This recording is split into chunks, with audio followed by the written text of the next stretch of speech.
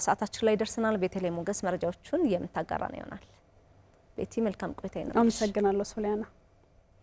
እንደምን ዋላችሁ ውድ ተመልካቾቻችን፣ የቢዝነስ ዘገባችንን ጀምረናል። ቆይታችሁን ከኛ ጋር አድርጉ። ግብርን በታማኝነት በመክፈል ሀገራዊ ግዴታን መወጣት እንደሚገባ በዋግ ኽምራ ብሔረሰብ አስተዳደር የጋዝጊብላ ወረዳ ግብር ከፋዮች ተናገሩ። ባለፉት 9 ወራት ከተለያዩ የገቢ አርዕስት ከ46 ሚሊዮን ብር በላይ በመሰብሰብ እቅዳቸውን ማሳካት መቻላቸውን የጋዝጊብላ ወረዳ ገቢዎች ጽሕፈት ቤት ገልጿል። የጋዝጊብላ ወረዳ ኮሙኒኬሽን ያደረሰንን ዘገባ ወይንሸት ጌታቸው እንደሚከተለው ታቀርበዋለች። በዋግ ኽምራ ብሔረሰብ አስተዳደር በጋዝጊብላ ወረዳ ባለፉት 9 ወራት ከተለያየ አርዕስት የገቢ ግብር እየተሰበሰበ ይገኛል። ለዚህም በወረዳው በተለያየ ንግድ ዘርፍ የተሰማሩ ነጋዴዎች ግብርን በመክፈል የዜግነት ግዴታቸውን እየተወጡ ነው። ያነጋገርናቸው የሸቀጣሸቀጥ ነጋዴ ግብር ከፋይ የሆኑት ወይዘሮ አበባ ታዘብ ግብርን በታማኝነት በመክፈል ሀገራዊ ግዴታን በመወጣት ልማት እንዲፋጠን ማድረግ ከሁሉም የሚጠበቅ መሆኑን ነግረውናል። ግብር ከተጣለ በኋላ ተነገረን። በወቅቱ ነው የከፈልኩት። እኔ ያው ግብር በመክፈል አገሪቱን ልማት እንደሚያፋጥን በተለያዩ ግንዛቤዎች እናውቃለን። ስለዚህ ግብር መክፈል ለማህበረሰቡ ወቅቱን ጠብቆ ግብር መክፈል ጠቀሜታ አለው። ምክንያቱም የአገሪቱ እድገት ሲፋጠን ነው የኛውም እድገት የሚፋጠነውና በወቅቱ መክፈል አለብን። ሌላው ግብር ከፋይ አቶ ጌታዋይ ሞገስ በተሰማሩበት የህንፃ መሳሪያ ንግድ የተጣለባቸውን ግብር በወቅቱ በመክፈላቸው ደስተኛ መሆናቸውን ገልጸው በተቀመጠው ጊዜ ሌሎችም ሊከፍሉ ይገባል ነው የሚሉት።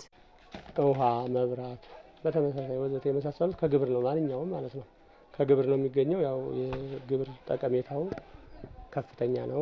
ይሄን የጣሉብኝ ራሱ ጭምር እንደው እነሱንም እንትን ላለማድረግ በቃ ወደ በኋላ መዘግየት ራሱ አልፈልግም። ምክንያቱም ቶሎ የመሰብሰባቸው እንትኑ በቃ አፕሮች ያላቸው እንትን በቃ ከህብረተሰቡ ጋር በጣም ጥሩ አቅርቦት ስላለው ነው ብዬ ነው የማስበው። የጋዝጊብላ ወረዳ ገቢዎች ጽሕፈት ቤት ኃላፊ አቶ አብዮት ቢተው በ2016-2017 የግብር ዘመን ባለፉት 9 ወራት ከ46 ሚሊዮን ብር በላይ መሰብሰብ መቻሉን ተናግረዋል።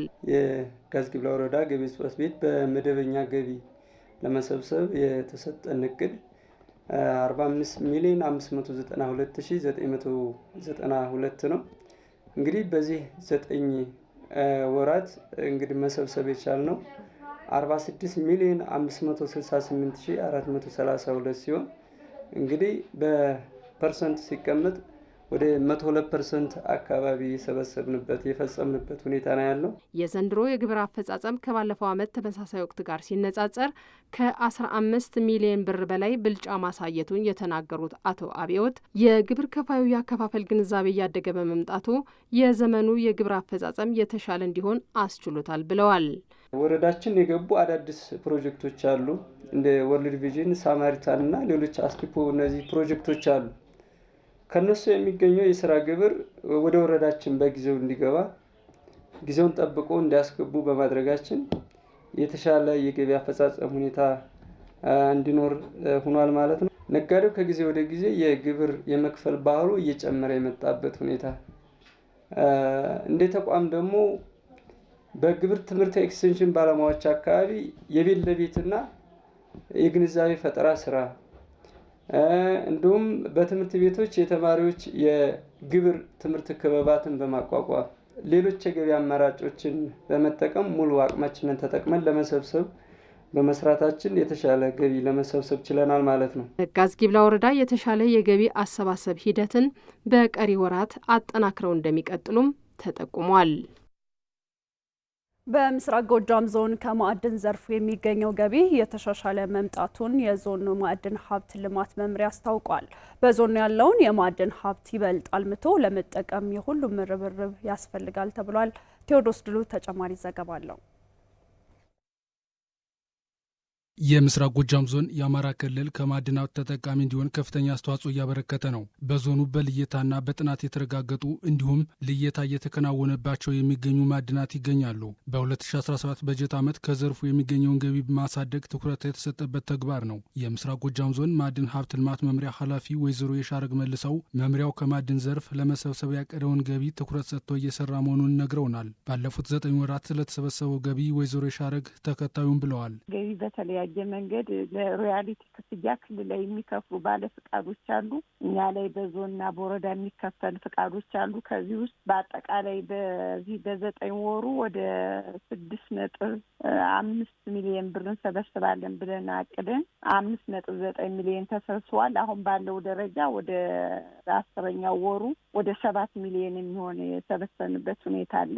አጠቃላይ የ9 ወር አፈጻጸማችን መሰብሰብ ከሚገባን 92% እቅዳችን ያሳካልበት ሁኔታ አለ። ከባለፉት ዓመታት ጋር ሲነጻጸር በምስራቅ ጎጃም ዞን ከማዕድን ዘርፍ እየተገኘ ያለው ገቢ እየተሻሻለ ስለመምጣቱ መምሪያ ኃላፊዋ ተናግረዋል። ከባለፈው በተለይም ደግሞ ራሱን ችሎ በመምሪያ በክልል ደረጃ ከመቋቋሙ በፊት ከነበረው እድገት አለው። በእርግጥ አሁን በክልላችንና በዞናችን የገጠመው የሰላም ችግር ዘርፉን በእጅጉ የጎዳውበት ሁኔታ አለ። ከዚህ በላይ መስራት የምንችልበት እድል ነበር። ሰላም ብንሆን በርካታ የስራ እድል የምንፈጥርበት፣ በርካታ ገቢ የምናገኝበት ዘርፍ ነው። ዞሮ ግን አሁን ባለው ሰላም ማስከበር ጎን ለጎን የልማት ስራዎችን እየሰራን ስለሆነ ካቀድነው እቅድ አፈጻጸማችን ስታይ ያን ያክል ችግር ያለበት ነው ብለን እንወስደው አይደለም። የማዕድን ሀብት ለበርካታ ወጣቶች የስራ እድል የሚፈጠርበት ነው። በ2017 በጀት ዓመት ባለፉት 9 ወራት በዘርፉ ስለተፈጠረው የስራ እድል ወይዘሮ የሻረግ ተናግረዋል። በዚህ ዘርፍ አሁን በ9 ወሩ ያለውን ነው የምነግርህ። ወደ 2762 የስራ እድል እንፈጥራለን ብለን በዚህ የተፈጠረ ወንድ 1001 እና ሴት 665 አጠቃላይ 1706 በድምሩ የስራ እድል የፈጠርንበት ሁኔታ አለ። ይሄንን በአፈጻጸም ስናየው ያን ያክል ብዙ ነው ብለን የምንወስደው አይደለም። በተለይ አሁን ከዚህ በቀሪ ጊዜያት የምናሳካበት እድል ይፈጠራል እናስባለን። የዚህ ላይ ያለው አፈጻጸማችን ስናይ 62% ነው የፈጸም ከአመቱ እቅዳችን። ማዕድን ሀብትን አልምቶ ለመጠቀም የሁሉም ርብርብ ያስፈልጋል ተብሏል። ባለሀብቶች በምስራቅ ጎጃም ዞን በማዕድን ዘርፍ እንዲሰማሩ የዞኑ ማዕድን ሀብት ልማት መምሪያ ጥሪ አቅርቧል። በዚህ የምናልፈው ወደ ውጭ የቢዝነስ ዜናችን ነው። ታንዛኒያ በ2025